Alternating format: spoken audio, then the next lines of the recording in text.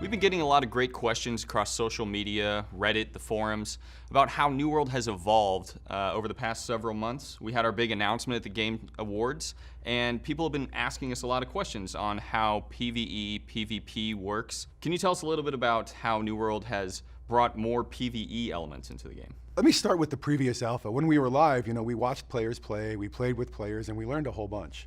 One of the things that we noticed was players were engaging in PvP, but a lot more players wanted more PvE content. They wanted more things they could solo. They wanted the ability to be directed through the world. They wanted more enemies. Our big focus has been around appeasing those players, putting more POIs in the game, increasing the density of POIs, increasing the complexity, putting more curation into the world. So as you're moving through the world difficulty grows, it ramps up accordingly to where you are. And along with that comes the loot that you get. We've added a lot more loot that gets better as you fight harder enemies. So all together, the game's gonna feel a little more balanced between the PvP and PvE, probably leaning with a little bit more PvE focus. So during the alpha, there was a heavy emphasis on the PvP side of the game. Players are concerned that some of that might be going away. What about PvP has changed in New World? Our initial vision was a full PvP session, but we were trying to come up with ways to make it so that experienced high-level players wouldn't just PK, cheap kill like new players, so they wouldn't go attack wounded players. And everything we tried just kind of felt like a Band-Aid and didn't really solve the problem. So what we're thinking about now is giving both players that experience so everyone can come to a tournament and have a good time. So we put an opt-in system. We've added factions to the game, so you'll join a faction. And when you hit a certain level, you're allowed to opt into PvP. Anyone who opts in can engage in open world PvP. This also leads to wars, which is where PvP was its most fun in the last alpha. And we've put a lot of work into making war more fun. We've added siege weapons, more defense, we've added more stages to the war. When you start to play this, you're gonna see how this is how we really meant PvP to be. Will it be possible to engage with New World and not touch PvP at all? If you never want a PvP, you can absolutely avoid it. I believe that as players play through the PvE experience, they're going to eventually want to try it and get a taste for it when they get comfortable with the combat style and the gameplay. But it is absolutely a gameplay path that you can do it without ever playing in PvP.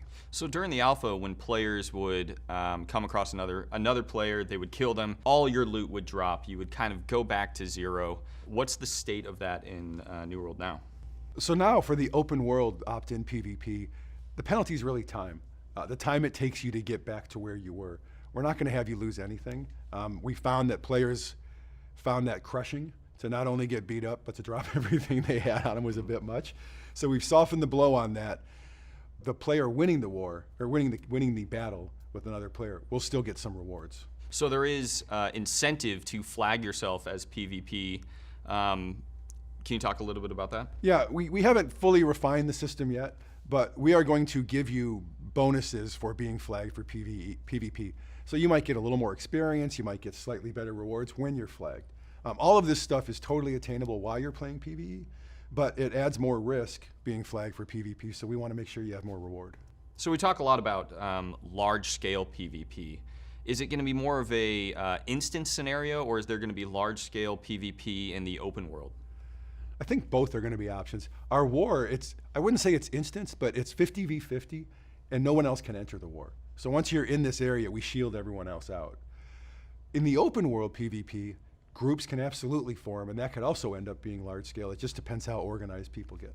Is there still a criminal system in the game? In the original alpha, we had a criminal system that players could, they would get flagged as a criminal, and there are penalties to that. How does that work into the current version of PvP? Because you're opt-in, we really know there's no need for the criminal system. Where everyone was getting attacked has made that decision to get there, so we've removed the criminal system completely. Territory control is really important in New World. Does the way territory changes hands require PvP? Absolutely. If you own a territory that I want, I have to get a group together, my company, and we're going to have to declare war on you. The winner of that war takes ownership of the territory. Other than at the very beginning, when all of the world, no one owns anything, it is impossible to get a territory without war.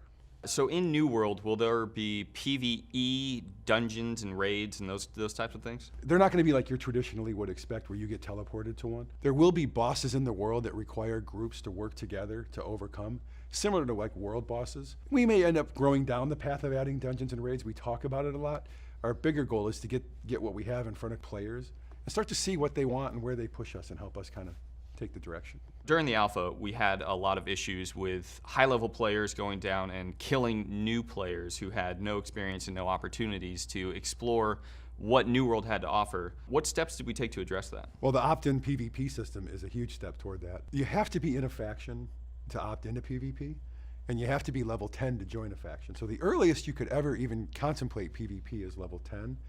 And I think most players will want to wait just a little beyond that and get a little stronger foothold on how the combat and the gameplay works. There is no scenario where, as a new player, you wake up on the beach and have a spear get jammed in your throat. That won't happen. One of the aspects of PvP and war is the idea of more of PvP by appointment. What are some of the bonuses to having that? Well, a big one is you don't get the group that logs in at 2 in the morning and comes and attacks your stuff when you're not there, so you can actually be present to defend it. It also allows companies that own land to set appointment times around when they play, right? So, hey, we all get off work at 6, we're all home at 8 every night ready to play. We want to go to war around 8 or 9 o'clock. Someone else might work night shift, and they might want to find a group that has wars happen around 2 in the afternoon because that's more convenient for them. It allows more players to experience the feature around their schedule. If you're going to pre-order New World, the Deluxe or Standard Edition, obviously one of the benefits is getting into the closed beta in April. What are some of the other benefits that you're going to get for pre-ordering the game? Well, one, you get this really cool amulet, Isabella's amulet. It was in the trailer you saw, the red one that gets pulled out of the... Oh, right. So you'll get that. It's a magic amulet that you can use. You'll get a cool title, Expedition 1. So if you happen to play the game for a long time, and people always say they were there since the beginning, you'll have documented proof. We have a pretty cool emote, fist bump. And the explosion. And the explosion. See the explosion in game. And company crests. So you'll get special crests you can wear on your chest that only your company can use. Companies that pre-ordered the game. Will players who played in the early alpha have a special title as well? Absolutely. Yep. Well, thank you for your continued support of New World. Please follow us on our social channels. We're going to be going over a lot more of New World leading up to beta, so you have a really good idea on all the core systems and features that New World has to offer. Follow us on Twitter at PlayNewWorld, Instagram and Facebook as well.